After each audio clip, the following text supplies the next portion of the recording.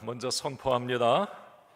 우리가 잘못된 선택을 할 때가 있습니다. 그래서 사면초가의 상황에 빠질 때가 있지만, 그래도 신실하신 하나님은 우리를 다시 건져내시고 다시 새로운 길로 인도하실 줄로 믿습니다.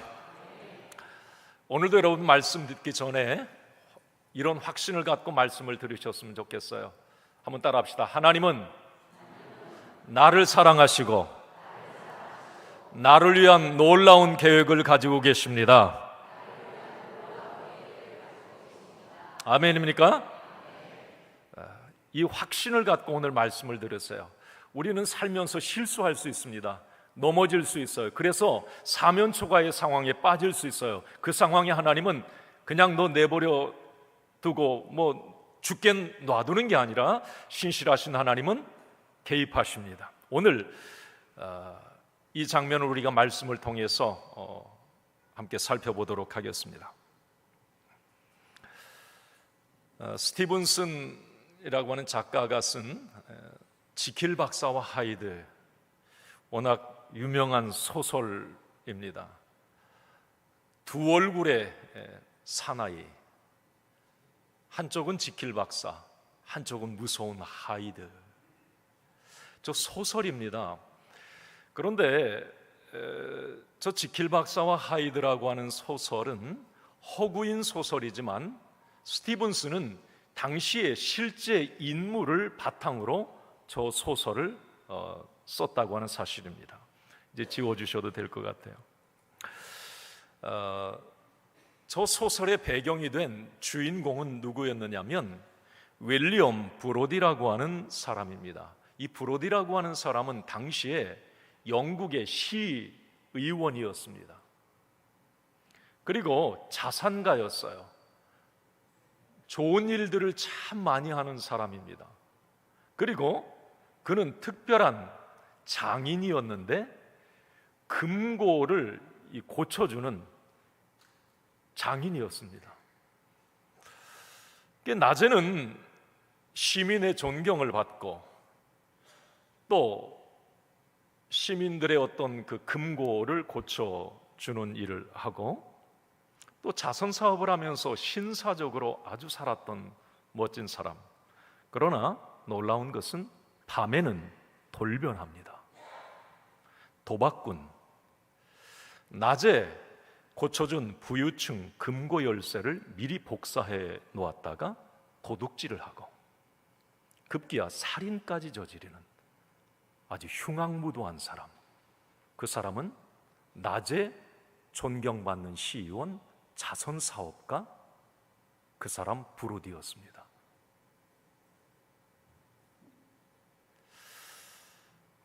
심리소설이기도 한데 여기에서 스티븐슨은 무엇을 우리에게 말해주고 싶었느냐면 인간 안에는 이 두 모습이 공존한다고 하는 걸 말해주고 싶어 했습니다. 겉으로는 존경받는 지킬 박사가 되고 싶어 하고 선한 일 하고 좋은 일 하고, 그러나 또 한편으로 내면 깊은 곳에는 탐욕과 은밀한 죄성을 가진 하이드, 이게 인간이라는 겁니다. 이 부분에 대해서 성경은 인정을 합니다. 로마서 7장의 사도 바울은 이러한 인간의 이중성을 인정을 합니다. 내 안에 두 사람이 들어있어요. 하나는 하나님을 기쁘시게 하는 성령의 법을 따라가려고 하는 한 사람과 내 안에 또 한 사람은 죄의 법을 따라가고 싶어하는 한 사람이, 두 사람이 내 안에 공존한다. 어쩌면 여러분, 이런 위선적이고 이중적인 인간이 바로 나일 수 있다는 겁니다.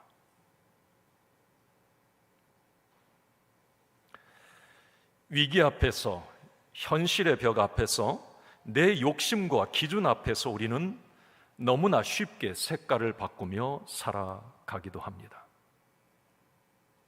성경은 이러한 인간의 부패한 본성에 대해서 숨기지를 않습니다. 이것은 인간의 실존이라고 성경은 이야기를 합니다. 오늘 제가 이 말씀을 서두에 드리는 것은 본문에 등장하는 믿음의 영웅 다윗, 여러분 그동안 이 다윗에 관한 말씀을 들으면서 어떤 생각을 하셨습니까? 다윗은 기도의 사람, 하나님을 찬양하고 위기의 상황에서도 믿음으로 선택하고 믿음으로 행동했던 사람, 인격적인 사람, 배려하는 사람. 자, 그런데 오늘 그런 다윗은 전혀 다른 모습을 우리에게 보여줍니다. 어떻게 이룰 수 있을까? 자, 저는 오늘 이제 말씀을 통해서 다른 큰 것보다도 이 내 안에 이 두 사람 인정하세요. 목사인 나도 마찬가지입니다. 그러나 중요한 것은 내가 하나님이 기뻐하시는, 예를 드는 겁니다, 지킬 박사로 살 건가, 아니면 하나님이 가장 경멸하고 모든 사람이 싫어하는 하이드로 살 건가, 그 결정은 내가 하는 겁니다. 예전에 제가 한 예화를 드린 적이 있는데, 이 지킬 박사와 하이드는 제가 몇 번 말씀을 드렸어요. 너무 중요한 부분을, 성경적 부분을 지적하고 있기 때문에. 인디언 추장이 자기 손주에게 그런 얘기를 합니다. 손주가 그런 질문을 했고, 할아버지는 너무 인자하세요. 할아버지는 최고예요.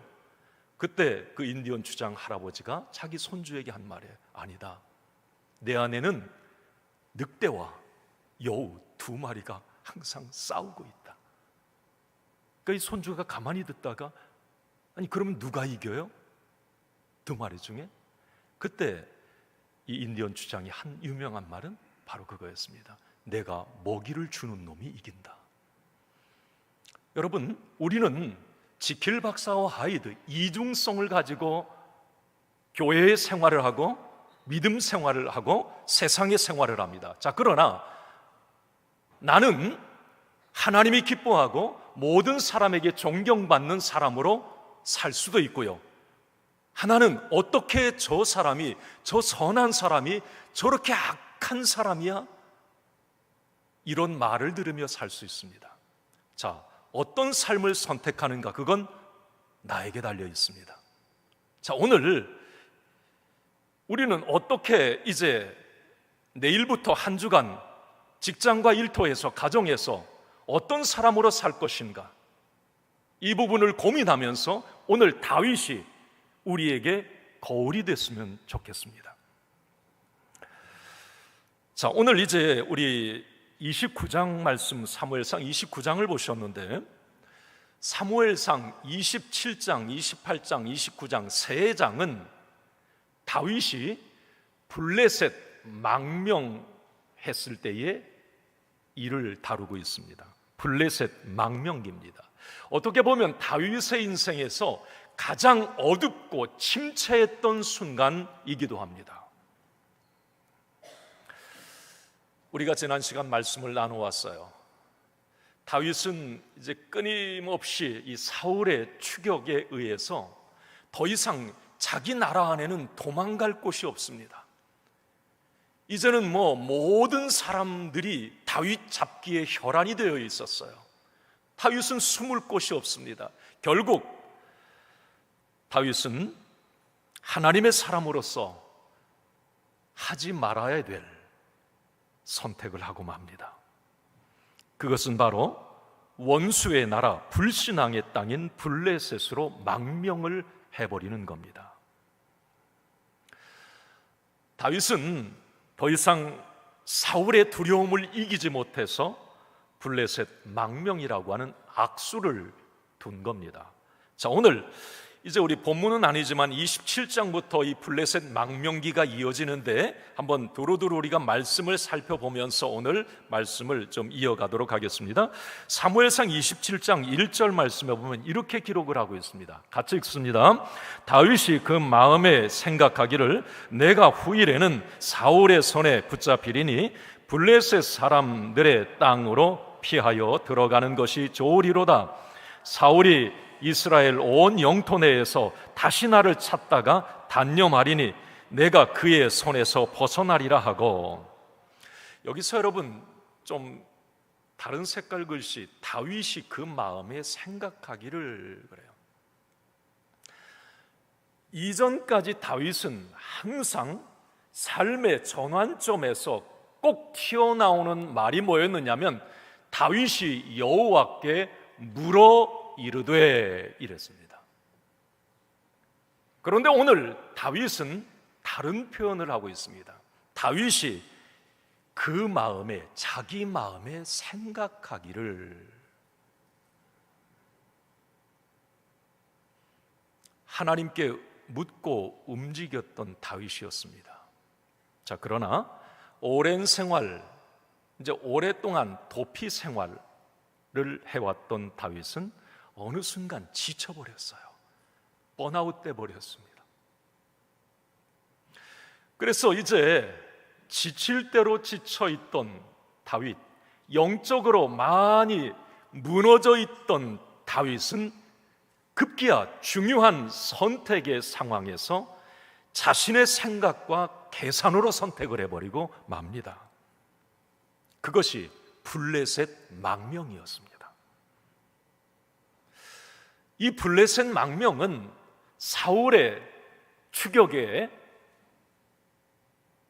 피할 수는 있었지만 다윗을 믿음의 자리에서 완전히 이탈하게 하는 인생 최악의 선택이 되고 말았습니다.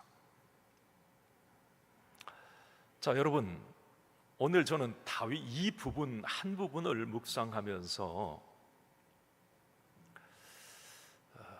이 생각을 여러분 하세요. 여러분 예수 믿으면 아멘 합시다. 모기가 왔어요. 예수 믿으면 아멘 합시다. 내가 하나님의 사람이라면 아무리 벼랑 끝에서도 아무리 어려운 일을 당해도 하지 말아야 될 것이 있고 서지 말아야 될 곳이 있고 가지 말아야 될 곳이 있습니다. 여러분, 영적 한계선이 무너지면 우리는 더 인생이 꼬이게 됩니다. 다윗은 지금 블레셋 망명 잘했다고 생각했을 거예요. 이제 살았다고 생각했을 겁니다. 그러나 그 블레셋 망명은 기도하지 않고 선택했던, 정말 하나님의 사람으로서는 하지 말아야 될 곳, 가지 말아야 될 곳, 서지 말아야 될 곳에 결국은 서버리고 만 겁니다. 이후에 진행되는 다윗의 그 불행은 스스로 자초한 일이었습니다. 믿음의 자존심은 지킵시다. 아멘입니까? 뽀대가 있죠. 그런 말 쓰잖아요. 아니, 믿음의 가오가 있죠. 아무리 어려워도 여러분, 믿음의 사람으로서 믿음 팔아먹고 하지 말아야 될 것은 하지 말아야 됩니다. 오늘 다윗은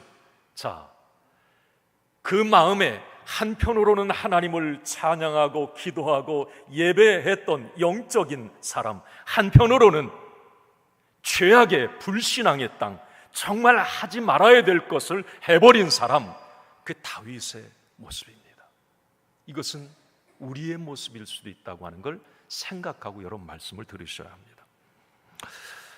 당시 블레셋 왕이었던 아기스라고 하는 왕은 다윗의 망명을 흔쾌히 받아줍니다. 이유는 다윗은 이스라엘의 영웅이에요. 어떻게 보면 당시에 가장 싸움을 잘하는 쌈꾼입니다. 인기는 당시 이스라엘의 사울 왕보다도 천천보다도 만만이었습니다. 그 사람이 자기 나라 블레셋으로 망명을 요청했을 때 이 블레셋 왕 아기스는 이게 웬 떡이냐 말이야. 그러면서 다윗의 망명을 받아주는데 그 이유는 다윗이 블레셋으로 망명함으로 인해서 이스라엘의 분열을 조장할 수가 있었고요. 당시 또 블레셋은 이스라엘과 전쟁을 자주 했는데 이스라엘과 전쟁을 할 때 한때 이스라엘의 영웅을 앞세우고 나가면 여러분 이 싸움이 어떻게 되겠습니까? 이 계산적으로 생각했을 때 이 블레셋 입장에서는 너무나 호재인 겁니다. 천군만마를 얻은 거예요.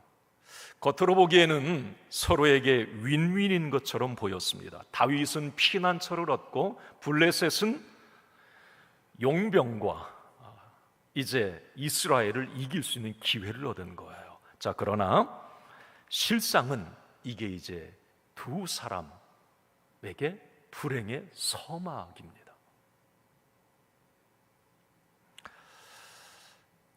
자, 다윗은 블레셋으로 망명을 해서 시글락이라고 하는 이 블레셋 국경 지역입니다. 시글락에서 이렇게 보면 이스라엘 땅이 보여요. 그 지역을 이 블레셋 왕으로부터 선사를 받습니다. 다윗과 600명 그 가족들 한번 생각해 보세요.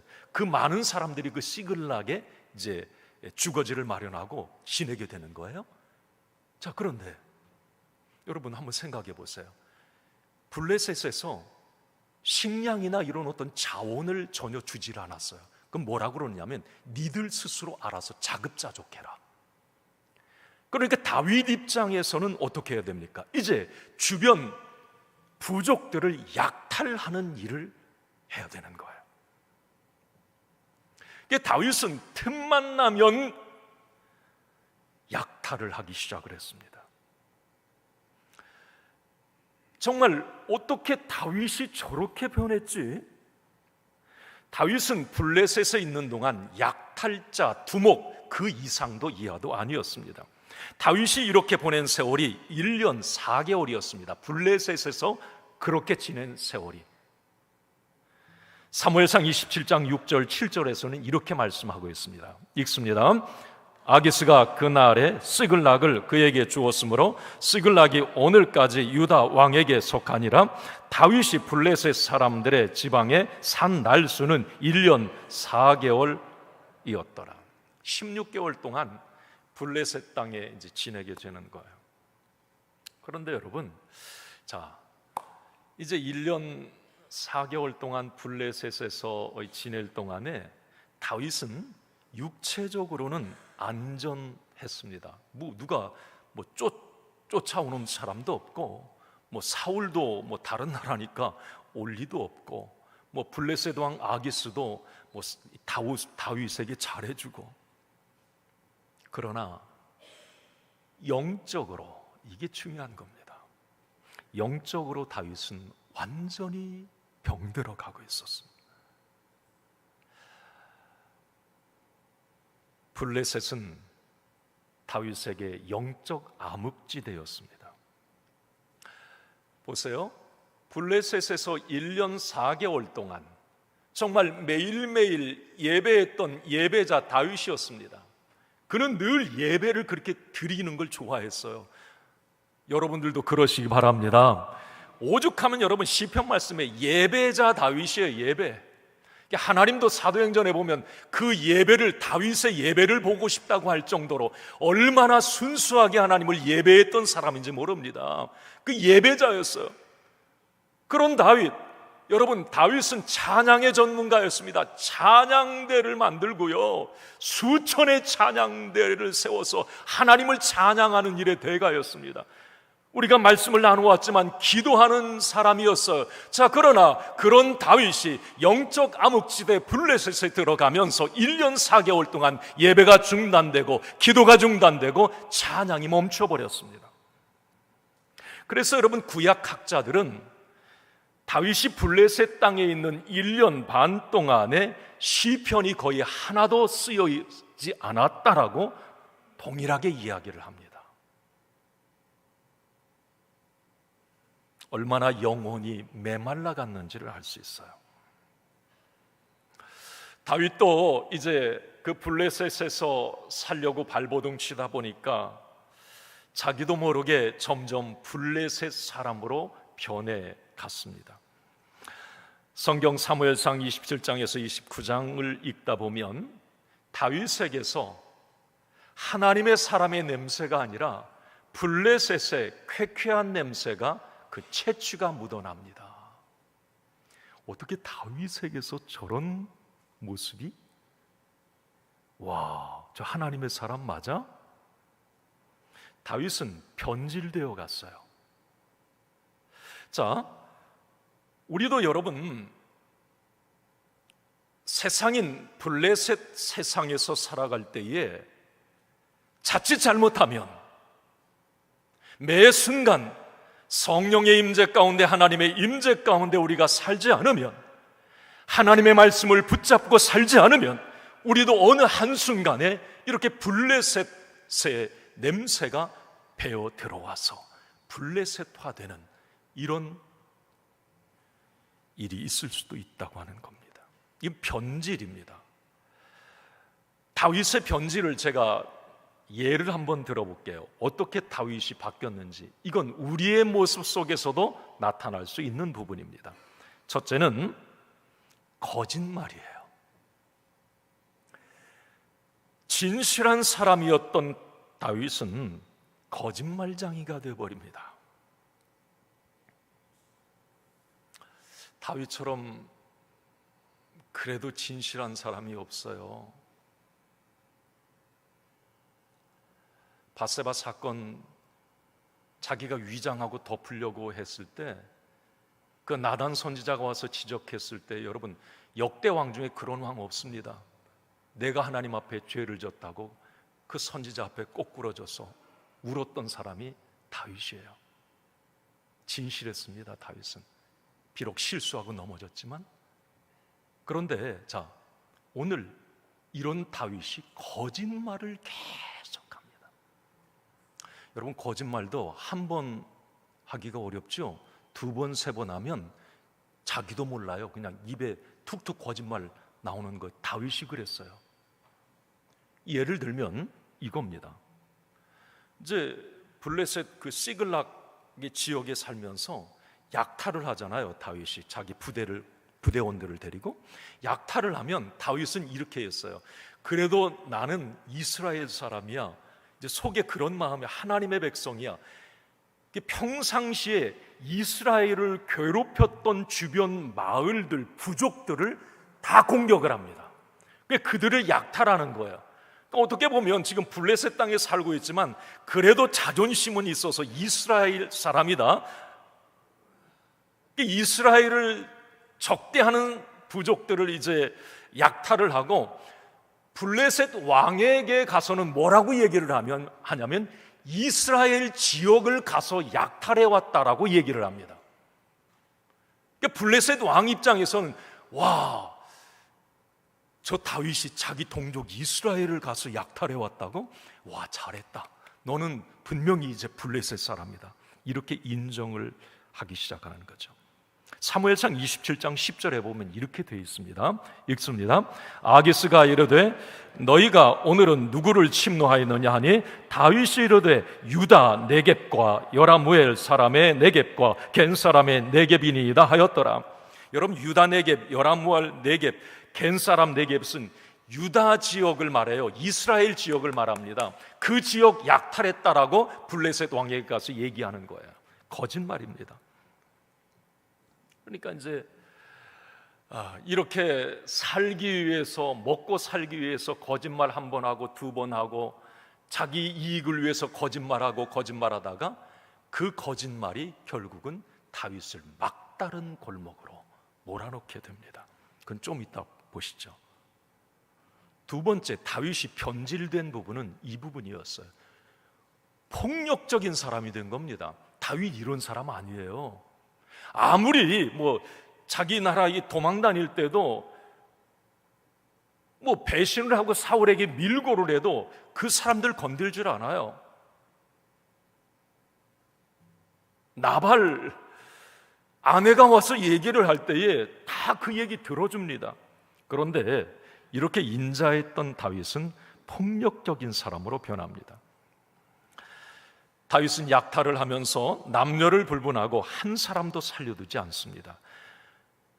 그저 살아남기 위해서 무자비한 약탈과 살육을 이어갑니다. 잔인한 하이드로 변해버릴 것입니다. 사무엘상 27장 9절에 보면 이렇게 되어 있습니다. 다윗이 그 땅을 쳐서 남녀를 살려두지 아니하고 양과 소와 나귀와 낙타와 의복을 빼앗아 가지고 돌아와 아기스에게 이르매. 여러분, 성경에 보면 아무리 하나님을 대적하는 백성이라도 하나님은 절대 무자비한 살육을 장려하지 않으세요. 기회도 주시고요. 그리고 중요한 것은 아무리 악한 사람이라도 내가 그를 정죄하고 심판할 권리는 없습니다. 다윗은 지금 이상하게 변해버린 거예요. 사울도 살려주잖아요. 하나님이 하실 거라고 살려주잖아요. 원수도. 그런데 어떻게 이렇게 다윗이 변했느냐 말이죠. 무자비하게 죽입니다. 변했어요. 또 하나, 물질주의입니다. 순수했던 다윗은 물질주의자가 됩니다. 처음에는 거느린 식솔들을 먹여 살리기 위한 생계형 약탈 정도였겠죠. 그러나 시간이 지날수록 물자를 쌓아두게 되고 블레셋 왕에게 진상품을 바칠 정도로 물질에 집착하기 시작을 합니다. 나중에는 다윗 자신도 부를 축적을 하면서 다른 사람들에게 약탈을 당할 정도가 됩니다. 이겁니다. 돈 맛을 보고 나니까 이제는 하나님이 아니라 돈과 재물이 나를 지켜줄 거라고 생각하게 된 겁니다. 한마디로 다윗에게 주님이 주가 바뀌어 버린 것이죠. 거짓말과 폭력, 물질주의의 근성, 이것은 하나님을 대적하는 블레셋 사람들의 삶의 방식입니다. 다윗은 살아남기 위해서 낮에는 블레셋 사람처럼 밤에는 하나님의 사람처럼 철저하게 이중 생활을 하고 있었습니다. 상상을 하건대 그 당시엔 거울이 없었겠죠.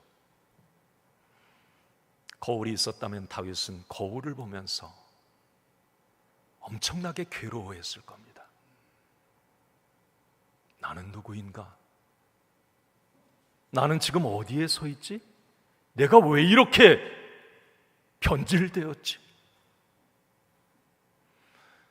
다윗의 하루하루의 삶은 불안했고 그의 영혼은 계속 병들어가고 있었습니다.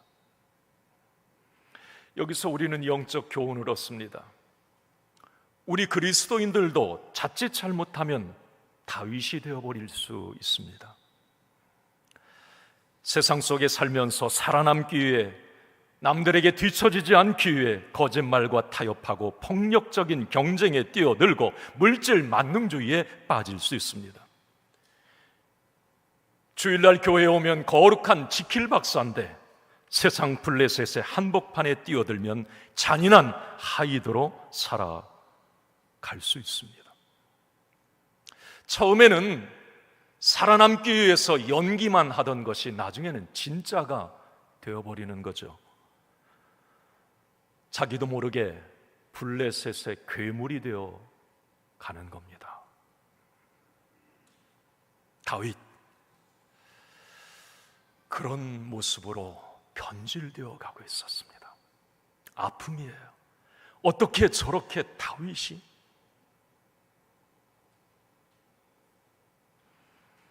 마귀의 계략은 처음에는 달콤하고 아주 매력적입니다. 거짓말과 타협할 때 오는 짜릿함, 스릴, 물질이 주는 안락, 쾌락, 그 맛은 대단합니다.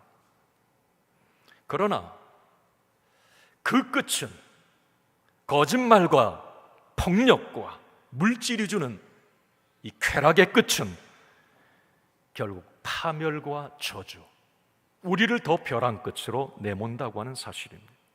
결국 가장 중요한 것을 잃게 만들어버리죠, 우리 삶에서. 그래서 우리 믿음의 사람들은 때로 가던 길을 어떤 순간에 잠깐 멈추고 지금 내가 어디에 서 있는가, 무엇을 하고 있는가, 인생 좌표를 확인해야 합니다. 나는 지금 어디에 서 있는가?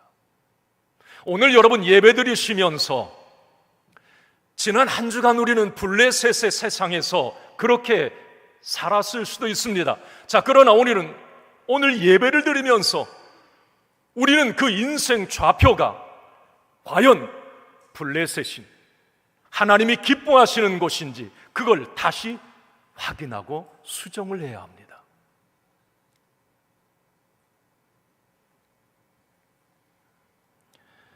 결국 거짓말과 폭력, 물질주의의 종이 된 다윗의 인생은 생각대로 풀려가지 않습니다. 아니, 하나님이 빠져나간 인생, 하나님이 기름 부으신 자예요. 지금 다윗은 하나님의 큰 울타리 안에 있는 사람입니다. 그러나 그 다윗이 어긋나고 잘못된 곳에 서 있었을 때 다윗은 그 인생이 풀려가는 게 아니라 생각대로 풀려가는 게 아니라 더 꼬여가기 시작했어요. 마침내 다윗에게 엄청난 사건이 하나가 터지고 마는 거죠. 다윗을 이제 벼랑 끝으로 추락하게 하는 한 사건이 터집니다. 그것은 바로 블레셋과 이스라엘의 대규모 전쟁이 터져버린 거예요. 블레셋 입장에서는 이제 모든 군사들을 다 총동원할 수밖에 없는 전쟁이 일어난 겁니다. 그 과정에서 블레셋 왕 아기스는 다윗을 불러서 이야기를 합니다. 이번 전쟁에 너와 네 부대의 모든 군사들도 다 참여해야 된다. 사무엘상 28장 1절에 보면 이렇게 기록이 되어 있습니다. 읽습니다. 그때에 블레셋 사람들이 이스라엘과 싸우려고 군대를 모집한지라 아기스가 다윗에게 이르되 너는 발키할라 너와 네 사람들이 나와 함께 나아가서 군대에 참가할 것이니라. 너는 발키할라, 이 말은 무슨 말이냐면 너는 나와 함께 네 동족 이스라엘과 싸우는 그 전쟁에 우리 블레셋을 위해서 선봉에 서지 않으면 너는 죽는다, 이 말이에요. 참 여러분 한번 상상해 보세요. 다윗은 지금 자기 동족을 죽여야 될 입장에 서게 된 겁니다. 만약에 다윗이 자기 동족을 이 싸움에서 쳐서 죽인다면 다윗은 훗날 왕이 될 수 없어요. 누가 자기 동족을 죽인 사람을 왕으로 세우겠습니까? 그런데 그렇다고 또 전쟁을 회피할 방법도 없습니다. 너는 발키할라. 만약에 네가 네 동족 이스라엘 백성들과 싸우지 않으면 너는 죽는다. 이러지도 저러지도 못하는 최악의 딜레마, 진퇴양난에 빠지게 된 겁니다. 여러분, 이것이 바로 블레셋의 삶이 가져다주는 비참한 결말입니다. 블레셋의 끝은 그래서 항상 새드 엔딩입니다. 여기까지 왔어요. 이제 올 때까지 다 온 겁니다. 갈 때까지 다 간 거예요. 이제 어떻게 할 수가 없어요. 이게 사면초가라고 하죠. 그러면 여기에서 하나님은 히든 카드였던 다윗을 그냥 버려버리셨을까? 자, 여기에 우리 오늘 초점을 맞추고 말씀을 맺도록 하겠습니다.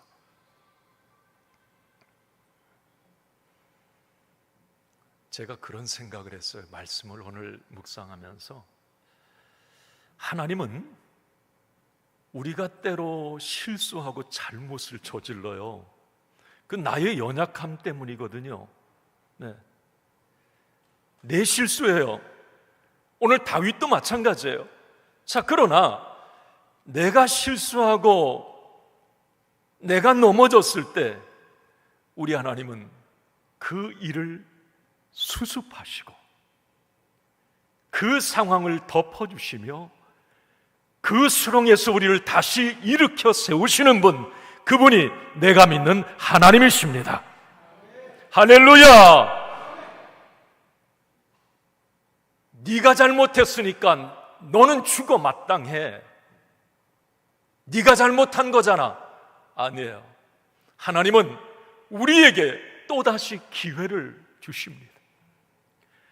그 절체절명의 위기 가운데 하나님은 다시 찾아오세요. 그리고 하나님은 움직이시기 시작합니다. 자, 오늘 다윗에게 하나님이 어떻게 그 상황에서 다윗을 이렇게 들어 올리셨을까요?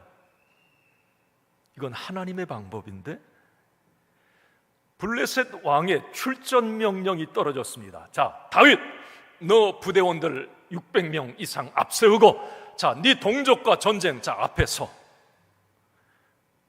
그런데 갑자기 블레셋 연합 리더들이 들고 일어납니다. 성경은 방백들이라고 되어 있어요.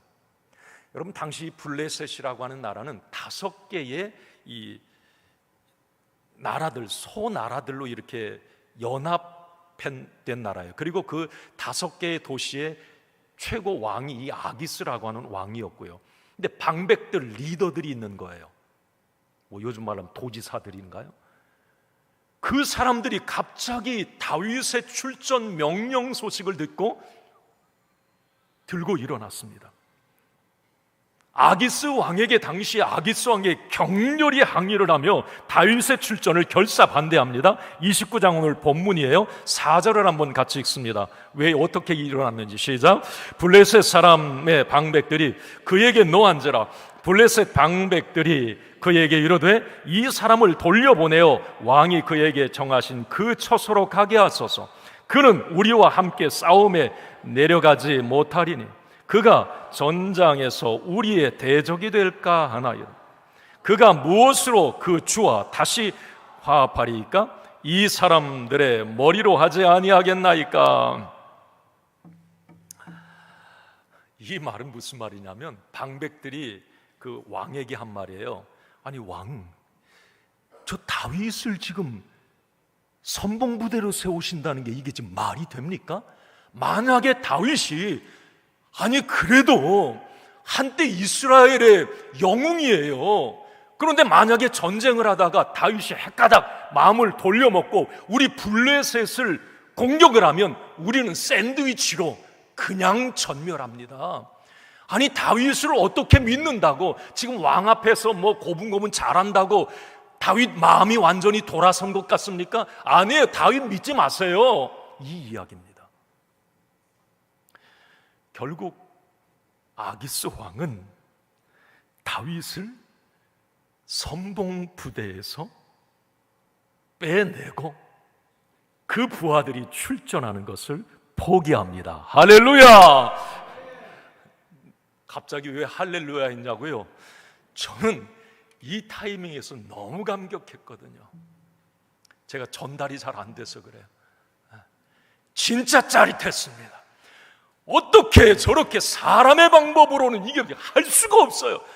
아니 어제 저녁에 다윗은 고민했을 거예요. 내일 내가 동족들과 싸워야 돼. 내 손으로 동족들과 싸워 피를 흘려야 돼. 아니면 나와 내 부대원들은 다 몰살당해 죽어. 블레셋 왕이 그렇게. 어떻게 해야 돼? 잠 못 이뤘던 다윗. 하나님은 다윗이 손 하나 되지 않고 적국의 리더들의 입을 통해서 기가 막힌 타이밍에 한 방에 해결해 주셨습니다. 할렐루야! 이 하나님이 내가 믿는 하나님이세요. 여러분 지금 어떤 사면초가의 상황에 꽉 막혀 있어요? 지금 죽겠다. 야, 이거 지금 이런 상황이면 백전백패다라고 여러분 생각하십니까? 여러분, 살아계신 하나님, 다윗에게 역사하신 하나님, 기가 막힌 타이밍에 내 한계를 벗어나 역사하시는 그 하나님을 신뢰하시기를 바랍니다. 내가 한계에 부딪히는 순간, 내가 믿음 안에 있다면 그 한계의 순간이 하나님이 개입하시는 타이밍이라고 하는 걸 잊지 마시기 바랍니다.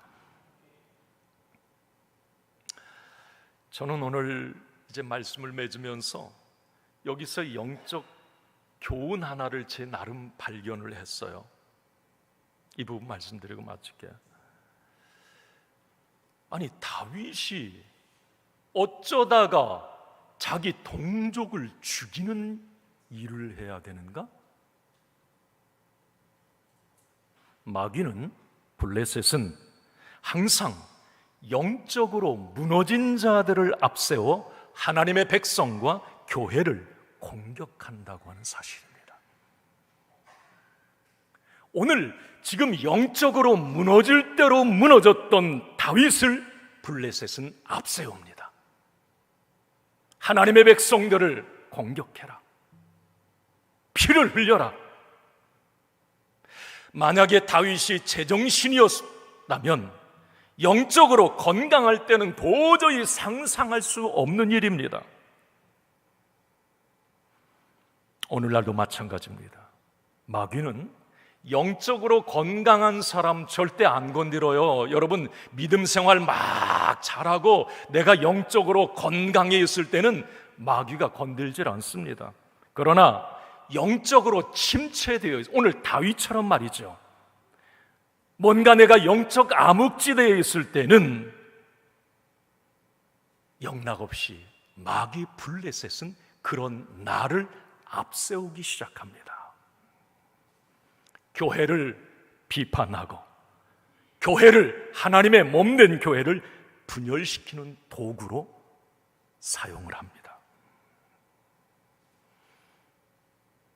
한국 교회를 공격하고 아픔을 주는 이들은 불신자들이 아닙니다.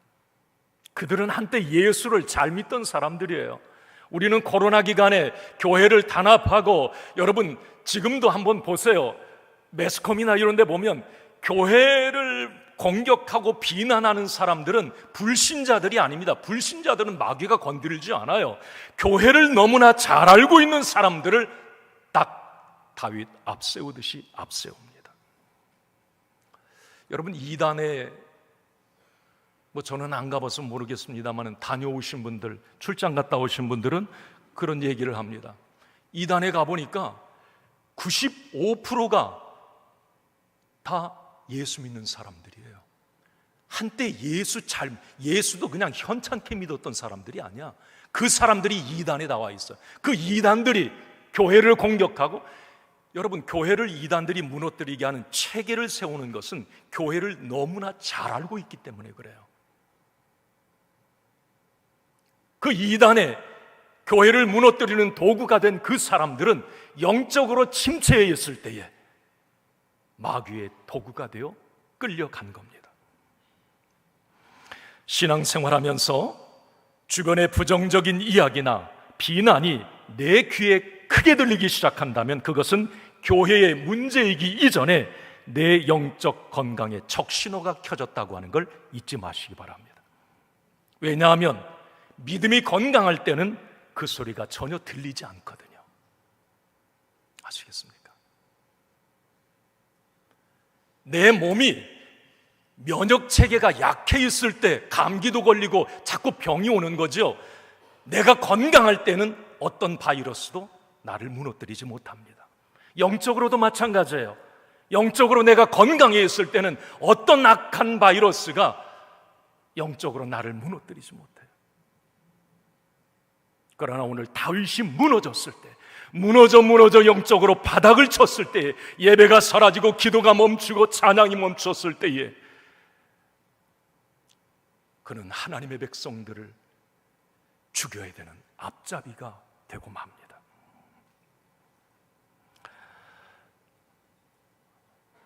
어느 시인이 이런 고백을 합니다. 비록 내 어머니가 나병 환자라 해도 나는 내 어머니를 사랑할 것이다. 그렇습니다. 교회에 여러 가지 아픔과 허물이 보일지라도 교회는 신령한 우리의 어머니입니다.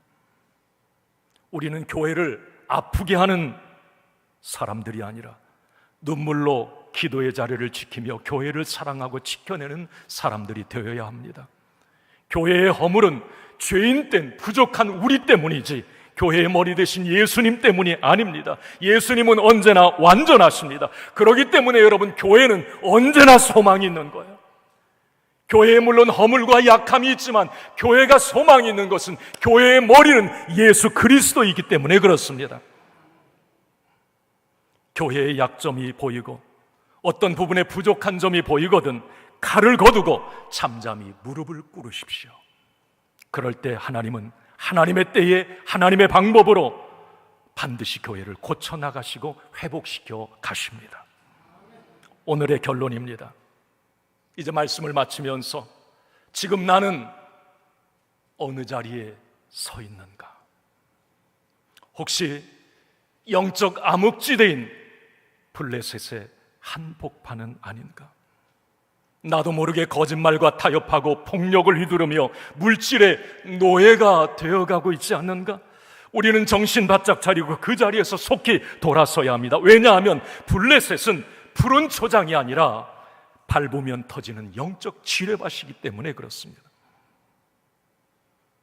오늘 우리는 이 말씀을 마음에 새기고 내 인생에 때로 내가 그 블레셋의 한복판에서 뭔가 넘어지고 실수했을 그 순간에도 여러분 절대 또한 절망하지 말고 신실하신 하나님은 여전히 일하고 계신다고 하는 이 확신으로 여러분 블레셋의 삶에서 승리하시기를 주님의 이름으로 축원합니다. 축원합니다.